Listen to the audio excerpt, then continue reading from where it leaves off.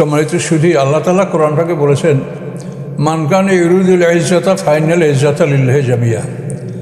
আল্লাহ বলেন যে ইজ্জত চায়, যে সম্মান কামনা করে, সে যেন জেনে রাখে সমস্ত সম্মানের মালিক আল্লাহ তাআলা। এটা কোরআনের আয়াত। কাজে ইতিপূর্বে আমরা দেখেছি যে তারা জোর করে যারা সম্মানের অধিকারী হতে চেয়েছেন, তারা জিয়া আন্তর্জাতিক বিমানবন্দরকে 1300 কোটি টাকা ব্যয় করে তার নাম পাল্টিয়েছেন। সম্মান তাদের হোক, শাহিদ হিসেবের মতো মানুষের জানাজা ঢাকায় হইতে দেওয়া হবে না, সম্মান তাদের থাকবে, অন্য কারো সম্মান থাকবে না। কিন্তু এটার থেকে আপনাদের একটা শেখার বিষয় আছে যে আল্লাহ কোরআনে বলেছেন যে সম্মান যে চায় সে যেন জেনে রাখে যে সম্মানের মালিক আল্লাহ তাআলা। কাজে এখন দেশে এমন এক নেত্রীর ইন্তেকাল হয়েছে যেন সারাটা জাতি শোকার্ত, দুঃখিত। কিন্তু আমাদের কাজ হচ্ছে যে আমরা প্রতিটি ক্ষেত্রেই মতভেদ করব এবং একটা সমস্যার সৃষ্টি করব। যেটা কোরআন পাকে যেটা আল্লাহ বলেছেন যে কুল্লু হিজবিম বিমা লাদাইহিম ফারিহুন, প্রত্যেক দল তার কাছে যা আছে এটা নিয়েই সে সুখী। কিন্তু আল্লাহ তো সেটা বলে নাই যে তুমি যেটা করো তোমারটাই ঠিক। আল্লাহ বলছেন কি, কুল্লু ইয়ামালু আলা শাকিলাতি, প্রত্যেকেই তার দস্তুরের আমল অনুযায়ী আমল সে করছে। ফারাব্বুকুম আ'লামু বিমান হুয়া আহদা সাবিলা, তোমাদের রব জানেন যে সবচাইতে সঠিক পথে কে আছে। তো এখন আমরা বিভিন্ন মতে আসি, এগুলি কেউ আল্লাহ প্রত্যাখ্যান করেন না, এটা আল্লাহ স্বীকৃতি দিয়েছেন। কুল্লু ইয়ামালু আলা শাকিলা, প্রত্যেকটি মানুষই তার দস্তুরি আমল অনুযায়ী তার আমল করছে। হানাফির একভাবে, শাফি একভাবে, আহলে হাদিস একভাবে, বিভিন্ন রকম একটু একটু পার্থক্য করে তারা আমলগুলো করছে, কিন্তু মৌলিক বিষয়ে কোনো পার্থক্য নাই। তো এখন এই বিষয়টা আল্লাহ কি বলছেন যে কুল্লু ইয়ামালু আলা শাকিলাতি, প্রত্যেকটা জাতি তার নিয়ম অনুসারে সে কাজ করে যাচ্ছে। ফারাব্বুকুম আ'লামু বিমান হুয়া আহদা সাবিলা, তোমাদের রব জানেন যে সবচাইতে সঠিক পথে কে আছেন।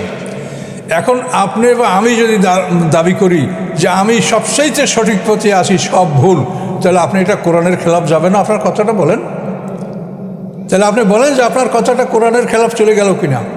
আল্লাহ বলছেন ফারাব্বুকুম আ'লামু, আর আপনি বলেন আমি জানি আমার দলটা ভালো আর সবগুলো ভুল।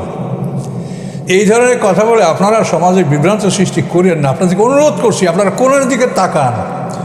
আপনারটা হতে পারে ভালো, কিন্তু সেই রায়টা দেওয়ার অধিকার আপনার নাই। হতে পারে আপনারটা ভালো না, সেটার রায় দেওয়ার ক্ষমতা আমার নাই।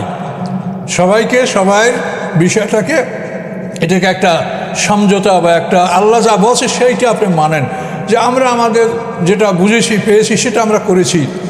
আর আপনি যেটা পেয়েছেন ভালো মনে করছেন, দলিল দস্তাবিজ যা আপনার আছে সেটার দ্বারা আপনি যেটা পেয়েছেন করেছেন, কিন্তু আপনি এটা ডিক্লেয়ার করতে পারেন না যে আপনি ঠিক আর সব ভুল।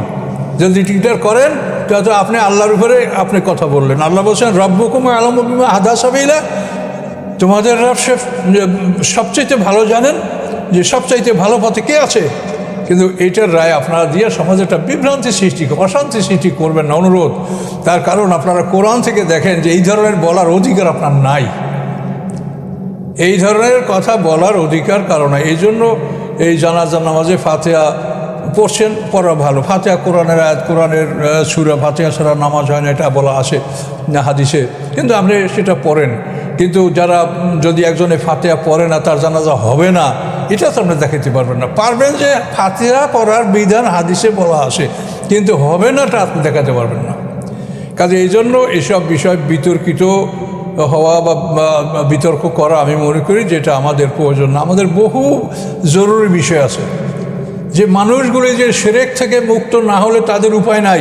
কাজে এই শিরক মুক্ত হওয়ার জন্য যে কথাগুলো কোরআনে আল্লাহ বলেছেন, আপনাদেরকে আমি অনুরোধ করব যে আপনারা সেই বিষয়গুলো জোর দিয়ে বলেন, যে বিষয়গুলিতে শিরক, যে এই বিষয়গুলি বর্জন না করলে একটা মানুষ মুশরিক হিসেবে আল্লাহর কাছে হাজির হবে, এবং শিরক নিয়ে আল্লাহর কাছে উপস্থিত হলে মানুষের কোনোভাবেই তার ক্ষমা নাই, এটা আল্লাহ বলে দিয়েছেন। শিরক নিয়ে গেলে তার কোনো নেকামল থাকবে না। লাইন আশরাকতা লায়াহবাতান্না আমালুক, শিরক নিয়ে মৃত্যু গেলে আল্লাহ বলছেন ইন্নাল্লাহা লা ইয়াগফিরু আন ইউশরাকা বিহি ওয়া ইয়াগফিরু মা দুনা যালিকা লিমান ইয়াশা। আল্লাহর সাথে শিরক করা হলে কখনোই আল্লাহ তাআলা মাফ করবেন না। শিরক ছাড়া, শিরকের নিম্নে পর্যায়ে যে অপরাধগুলি আছে আল্লাহ তাআলা যা কিছু তা ক্ষমা করতে পারেন। শিরক করলে আমল নষ্ট হয়ে যায়, শিরক করলে সেই গুনাহ আল্লাহ মাফ করবে না। কাজেই আমরা দেখতে পাচ্ছি, আমি এটা শিরক প্রসঙ্গে এখন আমি বলছি না, অসংখ্য আয়াত কোরআনে আসে যেগুলি শিরক সম্পর্কে আমাদেরকে নির্দেশনা দিয়েছে, অথচ আমরা শিরক সম্পর্কে সতর্ক নই। সূরা ইউসুফের 106 নম্বর আয়াতে আল্লাহ বলেছেন, ওমা ইউমিনু আকসারুহুম বিল্লাহি ইল্লা হুম মুশরিকুন, তাদের অধিকাংশ ঈমান আনে কিন্তু সাথে সাথে তারা মুশরিকও বটে।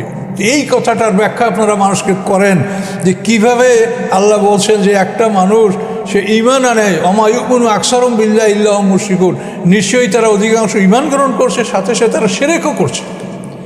এই বিষয়গুলি নিয়ে আপনারা জোর দেন। এই সমস্ত খুঁটিনাটি বিষয়, নামাজ হয়তো কারো নামাজে আপনি সব বেশি পাবেন, কেউ হয়তো আমরা সব কম পাবো, এটা হতে পারে, সে বিচারক তো আল্লাহ তাআলা। কিন্তু আপনি রায় দেওয়ার কে যে আপনি বলবেন নামাজ তোমার হয় নাই বা তোমারটা হয়েছে, তোমারটা ভুল, আমারটা ঠিক, এইটা বলার আপনি কে? আপনাকে তো অধিকার দেওয়া হয়নি।